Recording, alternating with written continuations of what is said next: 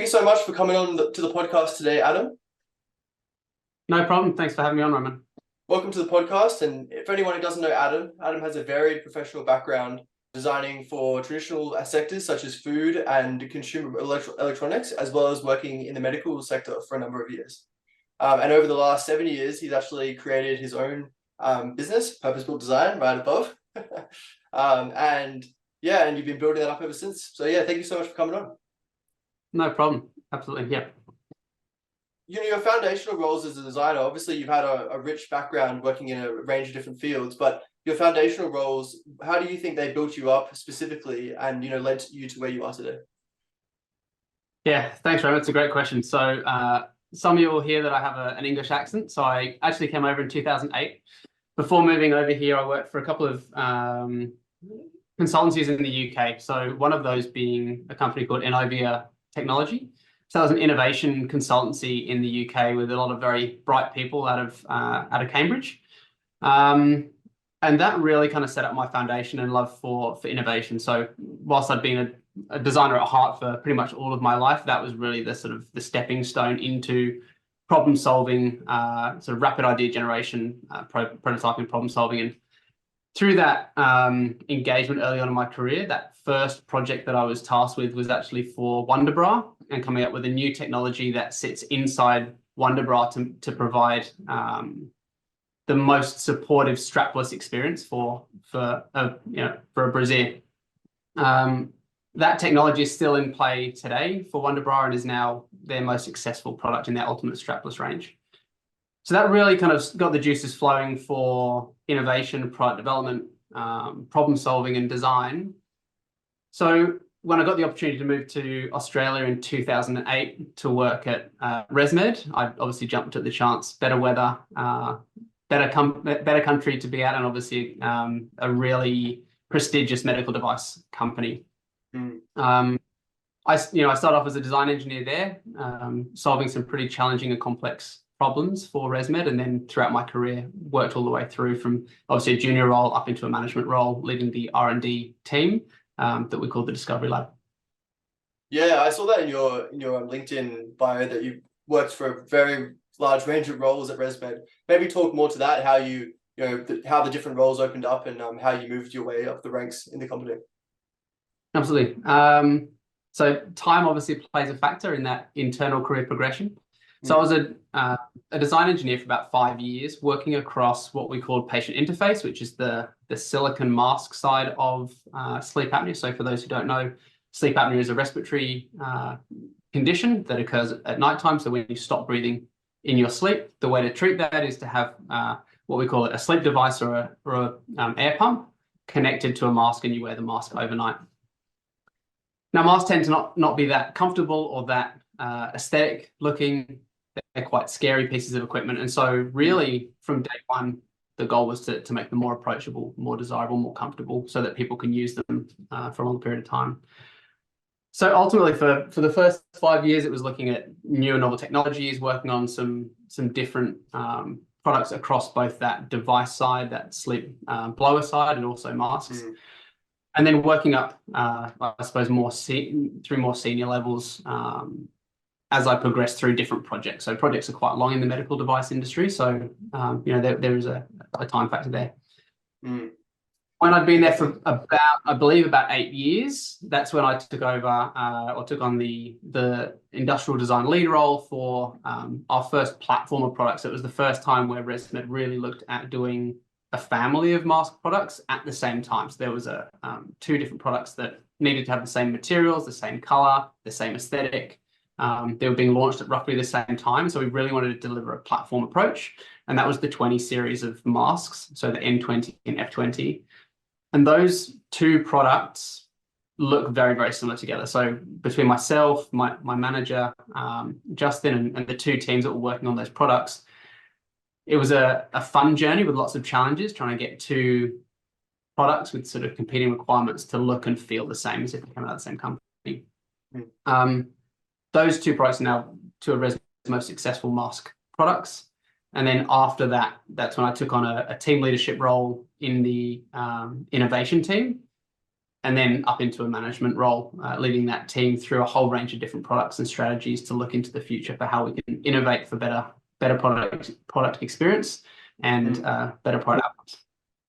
Yeah, it sounds like a really interesting role, moving from so many different job roles and different areas from more like a on the ground design role to a management role. It sounds like a great experience. Quite different from consultancy life, that's for sure. Yeah. One thing I noticed about Resmed that I thought was really interesting is Resmed's obviously they combine technology and physical interaction in like one package with a lot of their products. How do you balance working as obviously like a more physical product designer, but also working with like the digital teams to create like more of a seamless experience with the products? Sure. So at Resmed, in the department that I worked at, in the mask or patient interface department, there's not a lot of digital technology that kind of goes on there from a patient side. We use quite a lot of, we use quite a lot of data to drive design decisions and geometries and things like that. When you get into the sleep device side, there's a lot of technology and a lot of data, right? Resmed's one of the largest holders of patient data globally, and they've got billions of nights worth of patient data now sort of stored that they can use to deliver better patient experience and better product outcomes. In that side of the business, there's different teams that are responsible for those assets, and they work hand in hand to deliver amazing product experiences. Yeah, awesome.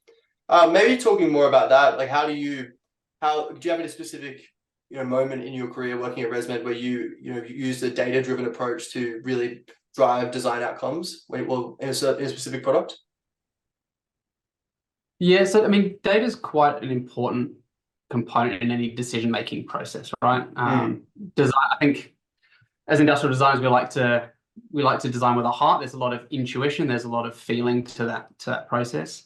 I believe, I suppose, in a more meritocratic approach. So blending data and hard fact with that user-centered and heart-led piece in the design process. Ultimately, when we look at a decision-making process from a consumer, from a buyer, it's people buy with their heart and they justify logically, right? So there's a heart purchase decision and there's a mind approval or justification after the fact. So really, it's a balance between emotion and intuition and data. Those two things combined deliver the best possible experience. So we used to capture data from user evaluations, user studies, internal kind of research to make sure that we're at least sort of on the money. And then as you go through that development process, it's really iterative. You're building something, you're testing it, you're seeing what data comes back, and then you're improving and tweaking the design as you go through that process, right? It's one of the reasons that Purpose Design Lab has lab at the end. It kind of talks to that scientific nature of build something, test something, receive a result, and then it's that scientific process of, okay, we'll change something, see if it improves or reduces the acceptance or the desirability of the product. And then you go again, right? So you're always building and testing based on that test and response data-driven approach. Yeah, there definitely is some parallels between science and design, especially in like the way that we operate our practice. I suppose having like more of a data-driven approach as well as just iterating on results and keep stewing on those results until you come to a clear outcome. But yeah, I suppose with science is sometimes a little bit more like narrow-minded in its focus because it can be a very focused approach. Maybe not narrow-minded, focused approach. Whereas design probably has a little bit more loose boundaries opposed to science in that way. What are your thoughts on that? Yeah. Look, I think it's important to note, and this is something that I've always held true, right? Data is hard fact. And what I've experienced when you're going through user evaluations or product evaluations, when you look at the results after the fact, you've got to be careful not just to hear the words that are coming out of people's mouths, but try and listen to what it is that they're trying to say, right? We got this quite a lot where when you show just blank data to marketing people within the team or other professions, they just look at that cold, hard data, it's really important as the designer to be there watching interviews, getting a feel for the sort of the tonation of how something is being delivered, and watching people when they're trying to communicate. You know, that emotion side of the brain can't or doesn't interact with the language side of the brain. So it's really important not just to, you know, people are going through an experience and they're trying to put that into words, and sometimes it doesn't quite land correctly. So being able to watch people's interactions and apply those behaviors to the words that are coming out of their mouth, sometimes it's really interesting to see where they sort of the types of outcomes that you can drive based on not just listening to the words, but hearing what it is they're saying, seeing what they're doing, and then delivering a solution that helps to overcome those that they couldn't necessarily articulate verbally. Yeah, you can get a lot more reading between the lines in some ways. Yeah. Absolutely. As well as like interacting with technicians, obviously in the medical field, there's a wide range of technicians, be that even just you know, medical practitioners. How do you interact with these different parties and ensure that the products that you designed while working at Resmed really did, you know, meet the solution that they were looking for? So, like I said just a few minutes ago, it's really important, I think, just to get feet on the ground, right, and eyes on the recording, eyes on the data.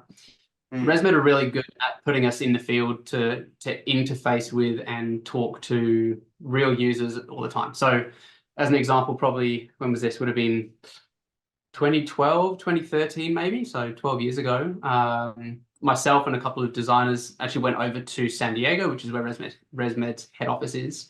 And we were over there for a month conducting various different studies based on new and novel products and technologies that we were looking to propose. So it was really important and eye-opening to be able to show concept products to real patients in the field, see how they react, and see what their positive comments were, see what their negative responses and reactions were, so that we can, again, tune and improve on the product experience and take that back to the rest of the team, update, provide that information from our sort of more technical understanding or design side of thinking back into the team. So then we're really making sure that the products and services that we're delivering meet the needs of the market.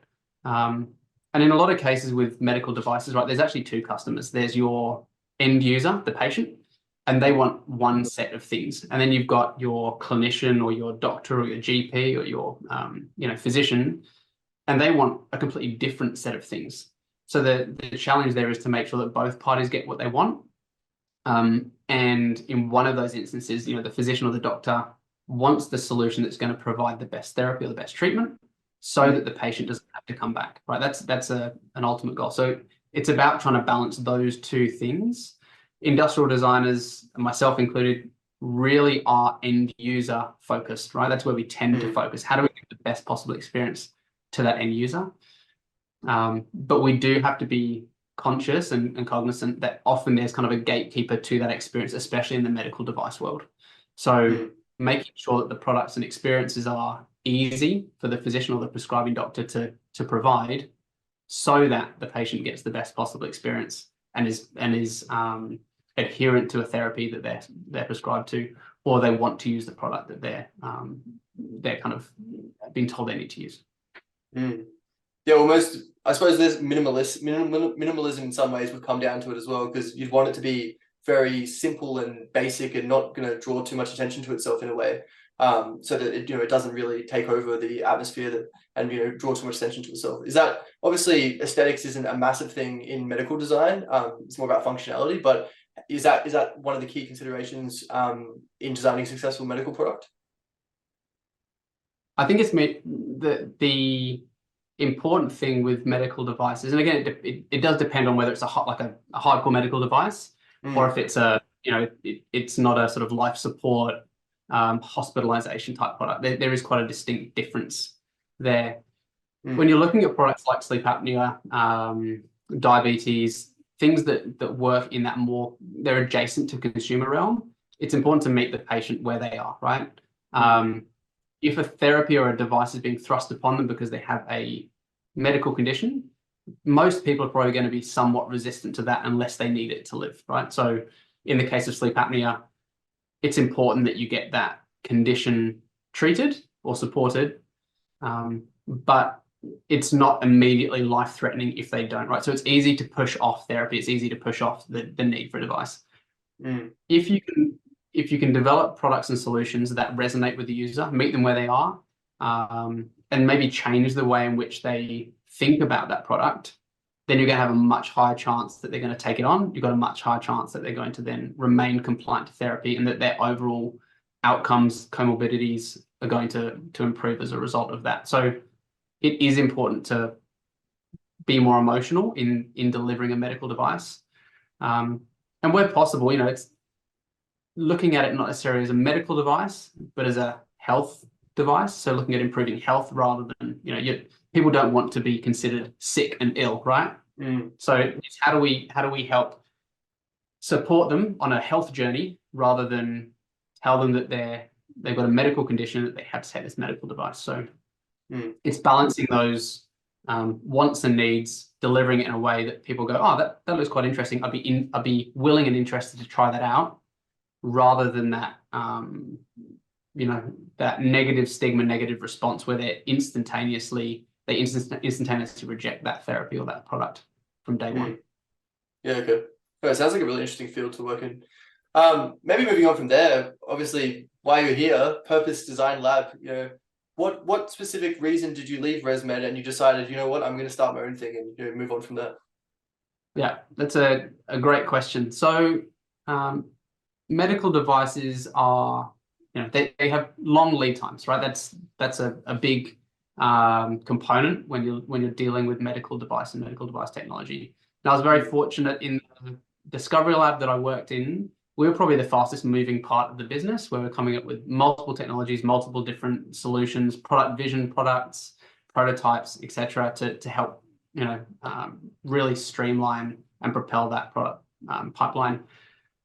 But as a somewhat frenetic, creative person myself, I still needed to get my hands dirty and generate more products and solutions sort of in my own world, and also look to align my skills and capabilities with my passions, right? My passions are helping individual entrepreneurs, small startups and scale-ups deliver products to market so they can grow and build and become successful. Resmed has demonstrated, it's a multi-billion-dollar medical device company. They are hugely successful. They are dominant in their market. And so, there's obviously an opportunity to help grow those businesses larger, but I felt from an emotional and a personal point of view, I could have a more direct impact, not only on the owners of businesses, but on their their clients, their users, their target market. That's really what kind of drove me. I wanted to start to learn and broaden my experience across a whole range of different products, not just med tech and medical devices, but taking that medical rigor, knowledge of regulatory requirements and documentation, and pull that into a more traditional design and development process. Those are really the things that drove me to set up Purpose Design Lab. It's definitely been a journey since that day. We've worked on everything from defense projects, PPE, consumer products, electronic products, everything from complex systems down to single plastic moldings. It's really diverse. It keeps you on your toes, and we get to work with lots of really interesting and exciting people. So very different from being an internal design person or design resource to an external dynamic design capability. That's what design's all about, but it's all about the variety. I feel like that's why I was definitely led into it. Not just sitting at a computer all day doing the same thing all the time, but doing a variety of different activities and interacting with different stakeholders as well in all different parts of a business. That's definitely why I got into it. I think it's what most people get into it for. Yeah. Absolutely. I mean, some people would probably think I've done my career back to front. I've done the big stable job at the beginning and then going into consultancy life as I've, got older. But I don't know. I like a challenge. I like to mix things up, and that's definitely what I'm doing. Was business ownership always something you were interested in doing, and you always, saw as your long-term aspirations? If you'd asked me 5 or 6 years ago, or maybe a little bit longer, 10 years ago, I would have said no. Quite happy as a career man. I think I suppose my main drive was I've always wanted to do something different, and I didn't want to retire at 70 and look back on my life and think I never get a shot. I'd rather try to do something and be impactful in my own right, and fail doing that. Ideally not fail, ideally succeed, but I'd rather, I don't want to look back with any regrets. And I felt that the only way to do that really was to jump out of that stable med tech role into something more challenging and give it a go. I can only see that it's going to improve my knowledge, my capabilities, and design experience than sort of staying internal.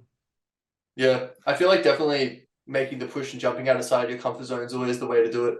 Like you always learn a lot more when you're, in a stressful environment, maybe not understanding the subject matter as much as a previous role. That's always the point where I found that I learned the most. So yeah, that's probably why you've done it as well. Yeah, I think it's about broadening your knowledge, and you learn and grow through taking calculated risks and pushing yourself out of your comfort zone, right? My personal belief is there's no such thing as failure, only feedback.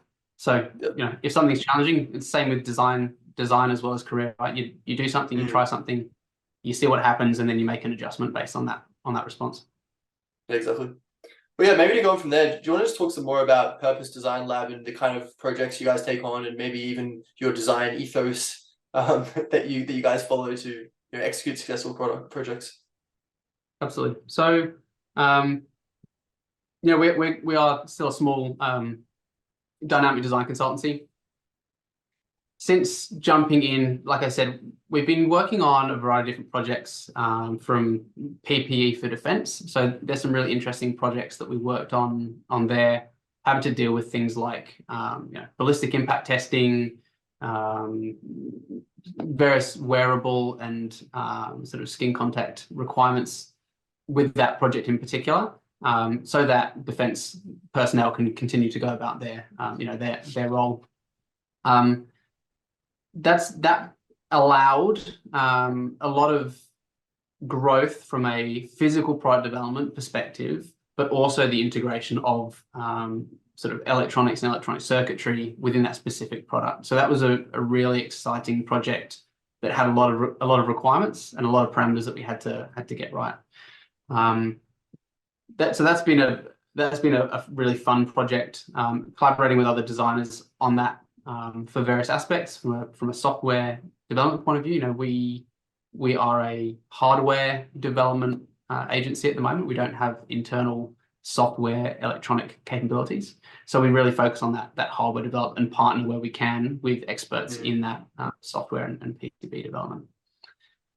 From there, we've supported the design development of projects like espresso displays. So espresso displays are a Sydney startup. They're doing fantastic things in that remote working space with their portable monitors, and we've been privileged enough to work alongside them to release their 3 products they worked on at the end of last year. Their 17-inch Pro version display, their stand, and their power pack. And then we've also been working alongside, sort of in that medtech space. There's a fantastic company that we've supported,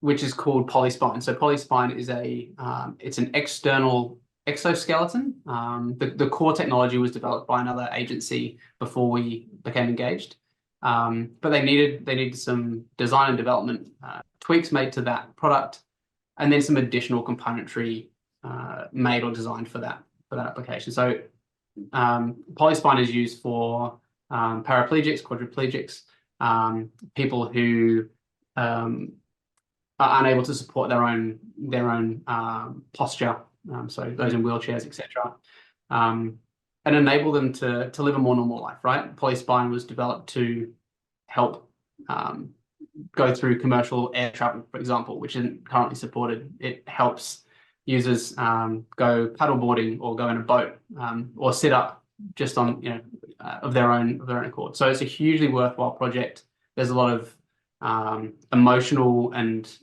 personal gratification I get from helping companies like that develop in that startup space. And so, I'd encourage anyone to have a look at what they're doing at Polyspine. Yeah, it sounds like a really interesting product. It is. And I've got a belief that design should be collaborative, not competitive in the industry. And we are a small industrial design nation. When we look at Australia, everyone knows everyone. And I think that it's really important that we work collaboratively. So where possible, cross-pollinate ideas, share resources and capabilities to improve design in general of products across a range. So like I said, that product was the core technology developed by another agency before we were involved. And we've just helped to increase the number of sort of bolt-ons, accessories, and design capability that product is able to deliver. Yeah, I feel like in the past, a lot of consultancies and other design organizations, there was a bit of a competitive aspect in Australia. Obviously, what you're saying, because it's a smaller market than, for example, overseas. But I feel like from what I've heard, that's probably reducing in prominence these days. Like I've heard a few consultancies collaborating on different projects and things like that. So it's exciting to see what's going to happen in the future, whether there'll be multiple consultancies getting together on a project to obviously have a better outcome. Because design, what's it saying? Best design is not done in a basement under a house, right? It's done as a community, as a collaborative effort. So yeah, it's going to be great to see that happen in the future. It really is, absolutely. And look, I suppose as we move forward, where I'm looking to take Purpose Design Lab, it's really in kind of three primary directions. In that sort of health tech space is what I call it, rather than sort of hardcore med tech, but it's health tech space, wearable technologies, things that need to interact with the body. That's 14 and a half years of designing products that sit on the body for 8 hours a day, with textiles, silicons, plastics, rubbers, and those sorts of things. That's a real kind of core capability. So fitness trackers, health tech, healthware, medical devices, that's definitely a core component within the business that we're looking to support. Outside of that, obviously, there's other fields, other niches that we're interested in, and that's where my passions really come out. So that's water sports, surfing, anything really that helps to improve sport in the water or waterways in general. So, preventing waste getting into waterways or sort of ocean cleanup type products and solutions. Those are, if I can look to blend our design capabilities and those fields, for me, that's where a huge amount of motivation and satisfaction is going to come from helping develop products that improve those spaces. Do you think it's important to have a niche as a like design consultancy? Obviously, you have a medical background, so it makes sense for you to go into that field. But you seem to be interested in going into other fields as well, which I understand, because I would like to do a mix of things as well. Do you think it's important as a consultancy to have a niche, or do you think it's good to have it be a bit of a jack of all trades? If you'd asked me 2 years ago, I would have said be as broad as possible.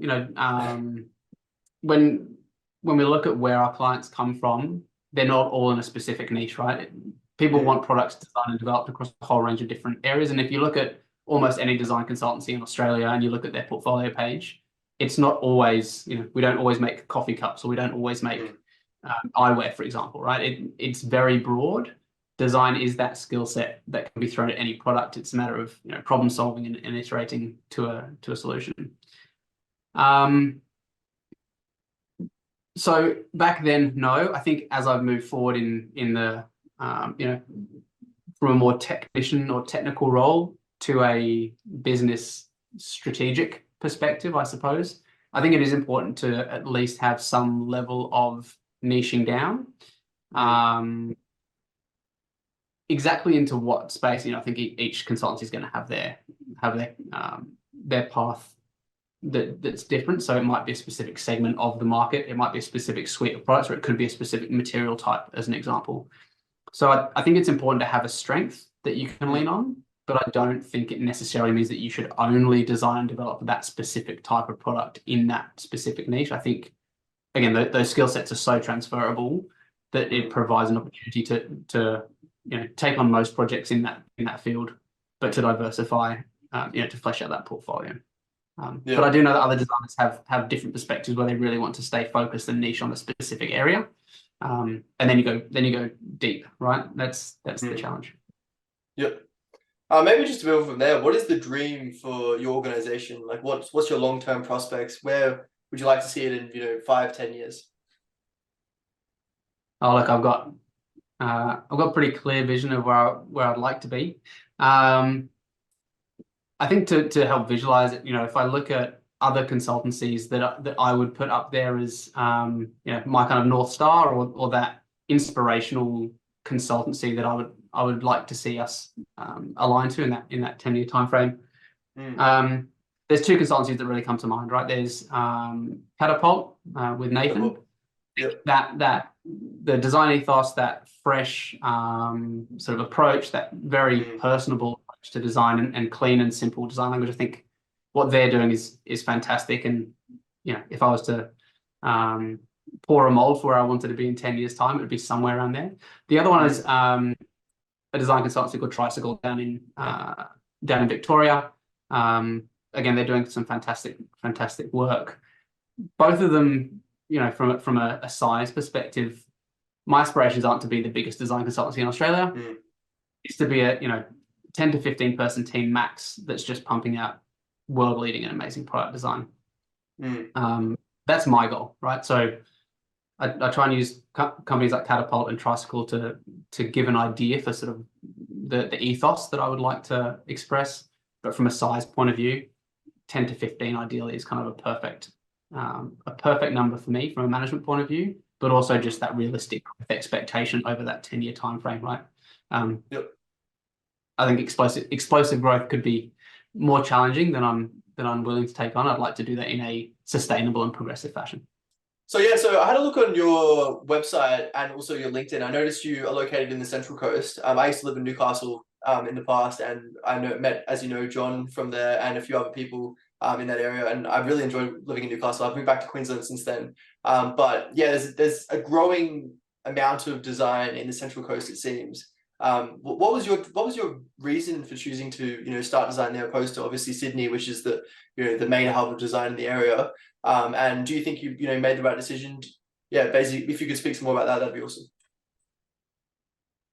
Absolutely. So I actually moved to the Central Coast in 2020, the week before lockdown happened. That's when I bought my house. And so I moved up here during COVID, when I was still working at Resmed, but trying to make a bit of a foothold here, I suppose, on the Central Coast. The Central Coast has the 9th largest economy in Australia, so it's it's huge, it's flourishing, it's very diverse and quite sparse. So over the last, specifically the last sort of 3 or so years, I've been trying to get into that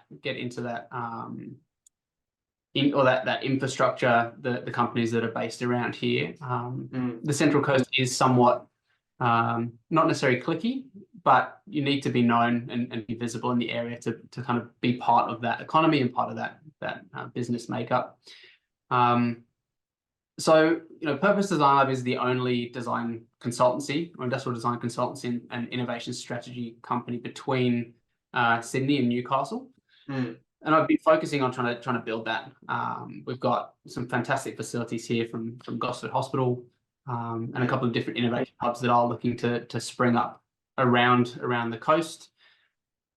But in the last sort of 4 to 6 months, I suppose, I've been looking to not design in my basement, as you said earlier, reaching out a bit more into Sydney and certainly up into Newcastle and the Hunter Valley. So I came across your podcast by speaking to Ed Coe at a design IDX thing down in Sydney. Yep. And in the last couple of months, it's been a journey of trying to familiarize myself and introduce myself more to some of the design consultants that live, work, and breathe design in the Central Coast and Newcastle Hunter region. So as you mentioned, John at the Melt, I worked with his brother at Resmed. I find myself having to always correct myself with John. I keep wanting to call him, but it's John. So for me, again, it's not about being competitive in that area. It's about having relationships and conversations with the existing people up there to build relationships, to share knowledge and experience, because inevitably each designer has their own background, their own capabilities, right? Whether it's in different materials, different types of product. You had Lincoln on the podcast a little while ago, so from a very kind of hardcore medical device capability.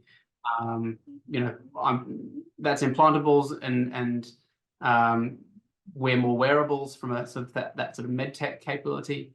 And then you've got, various design companies in Newcastle, from Design Anthology, DNI, and the Melt, right? So for me, it's just about making connections, seeing who's doing what in those spaces, and building relationships so that we can work collaboratively to make Australia a hub of design and innovation excellence, rather than a sort of highly competitive and unfriendly place to work from a design perspective.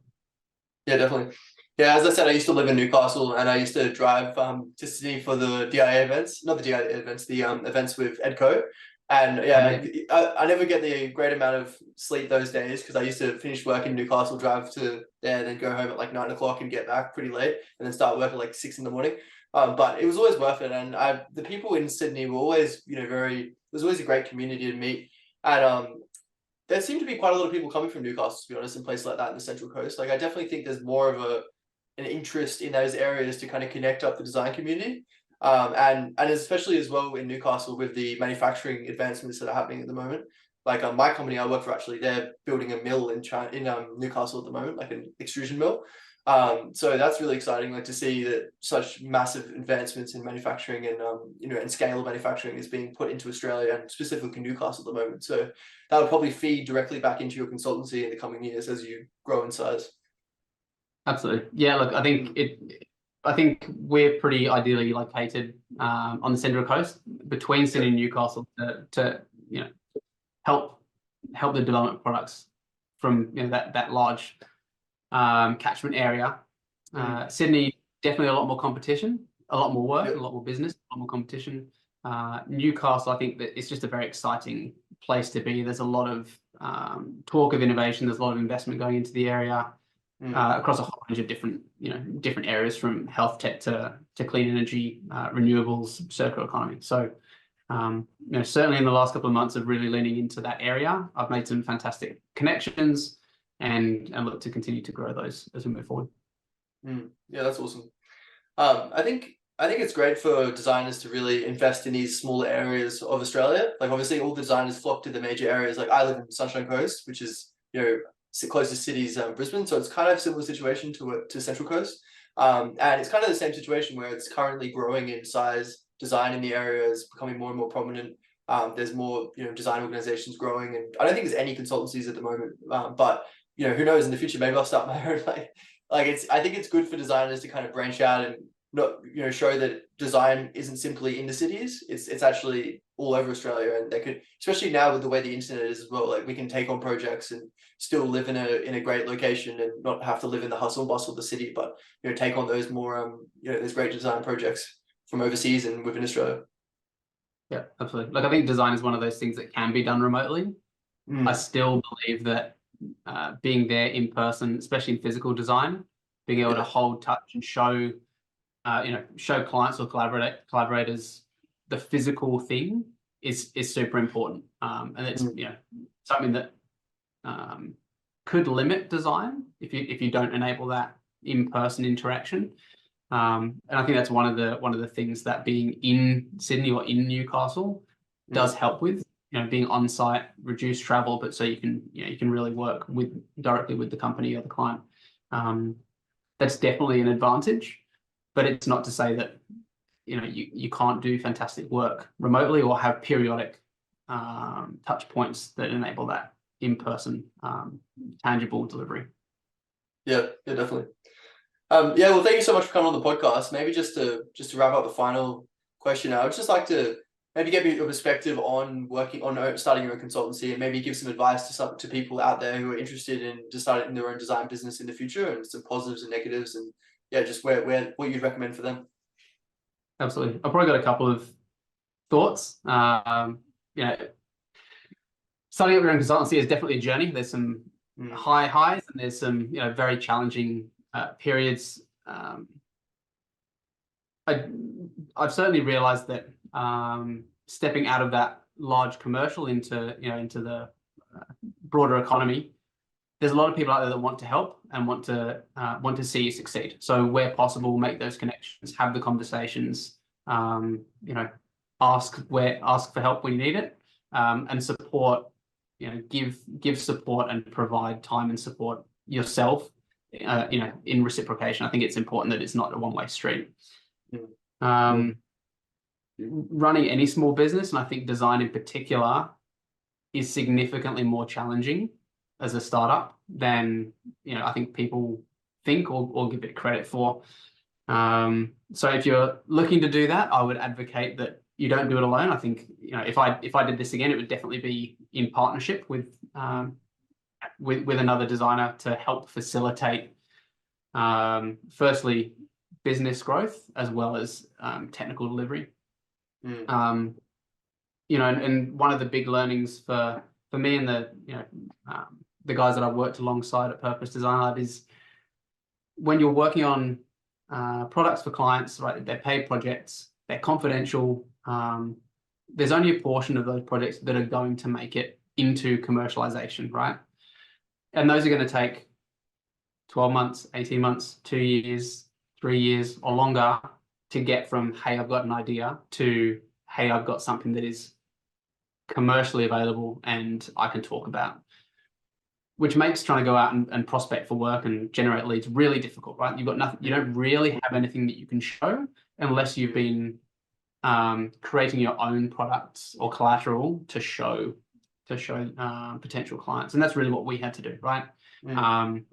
It's a lot of long hours, and it's, you spend your time doing client-based work for your work day, then trying to do all the business admin stuff out the side of that, and then on top of that, try and build collateral that is owned internally so that you can talk about those projects and your design process and your capabilities to prospective clients. So it's very different from another, if you're a baker, you can bake bread, you can sell your bread, and you can start generating business straight away, right? If you're a PT, you can start, you can create some training programs and you can start giving people physical training. Design is just a very different beast when it comes to setting up the business and even communicating about the business. I've lost count of how many times people say, what's industrial design? That sounds interesting. And then trying to explain exactly what it is, right? There's all those memes about, or different descriptions of what is industrial design, and it's so varied. It's on that continuum of aesthetic design to engineering.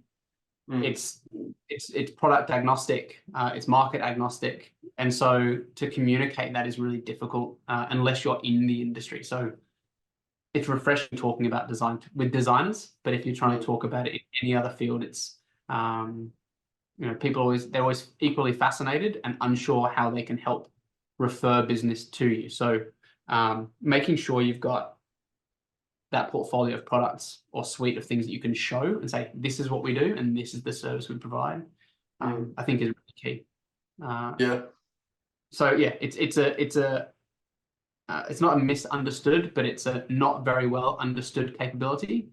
It's sort of an invisible component within that design process, and I think it's our responsibility as industrial designers and design consultancy owners to help showcase and demonstrate the value that good design has over good engineering or poor design and just getting things done. So it's the transformative piece of a product experience or product journey that can take your company from, I have a product that's being sold, to I have something that is growing and sustainable and turning my business from a small revenue business into a high revenue business just by changing that ethos on design. Yeah, and I mean, it's up to us to keep showing what is design, what is industrial design, even as a specific niche. Like I'm at the situation now where I'm about to hire someone else to help me a lot. I'm the only designer currently in the business, but I'm going to start like a bit of a team, and I'm trying to tell my boss not to put the job title as drafting, because no one's going to apply that actually wants to do the things that they want. you know what I mean? Because they think that what design is drafting, not what actually industrial design is. So it's like, even just trying to win that battle, trying to communicate that there is actually value in even a simple job title, you're going to get people who are actually interested and committed to that kind of results if you put a specific job title. And ultimately it's just up to us to continue that debate and continue that really that just teaching people what the true value of design is and why it's beneficial to their business and why it will bring ultimate success in the bottom line. Yeah.